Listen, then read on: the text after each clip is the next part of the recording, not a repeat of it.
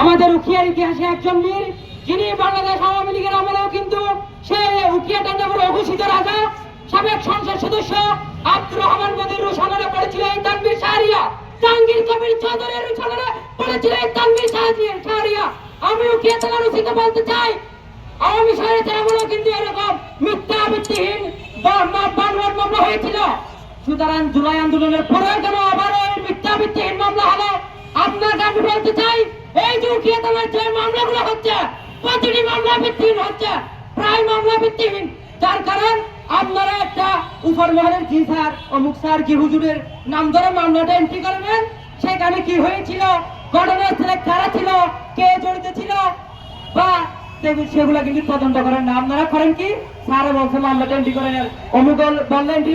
ভাই আপনার চাকরি এটা স্যারের চাকরি না তো, আপনি এখানে থাকবেন, আপনি চলে যাবেন 5 মাস 6 মাস 1 বছর পর। এখানকার ভুক্তভোগী আমরা, আপনি গেলে মিথ্যা ভিত্তির মামলা দেবেন মানুষকে।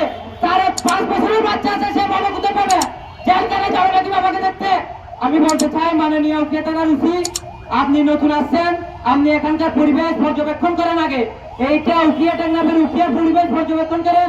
এখানে জি স্যার জি হুজুর বাড়তেন, আপনি মিথ্যা যায় 5 আগস্টের পরে যতগুলো মামলা হয়েছে সবগুলো পুনরায় তদন্ত করেন। আপনি কোন ধরনের কারো এজেন্ডা বাস্তবায়ন না করে আপনি যে প্রত্যক্ষ দোষী ছিল, প্রত্যক্ষ দোষী মালিক যারা ঘটনাস্থলে জড়িত ছিল তাদেরকে আপনি আইনের আওতায় আনুন। এই দোকানদার একটা ধরে নিয়ে আসবেন অমুক দল, এই সাংবাদিক একটা ধরে নিয়ে আসবেন মামলা। এই যে ভাই একটা মোটর সাইকেল তো উনি যে বাদী সে বলছে 5 জন 6 জন মুখিল পেয়ে এসে মামলা করছে, তো তার বিষয়ে 5 জন উপরে আসামি হতো, 5 জন উপরে আসামি তো না, 5 জন উপরে আসামি কেন আপনি ধরে এনেছেন?